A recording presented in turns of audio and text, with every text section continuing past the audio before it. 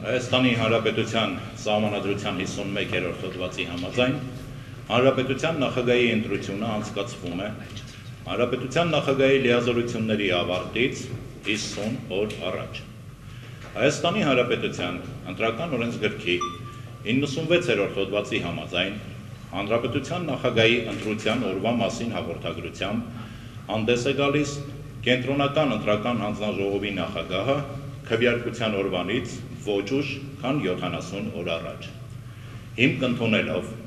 Հայաստանի Հանրապետության Սահմանադրության և Հայաստանի Հանրապետության ընտրական օրենսգրքի վերոհիշյալ իրավանորմերի պահանջները, Հայաստանի Հանրապետության նախագահի ընտրության օր է հայտարարվում 2013 թվականի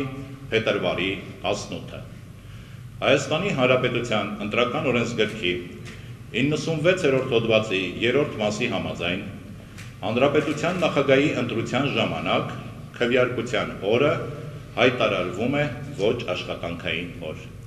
Հայաստանի Հանրապետության Կենտրոնական ընտրական հանձնաժողովի նախագահ Տիգրան Մուկուչյան 8 դեկտեմբերի 2012 թվական։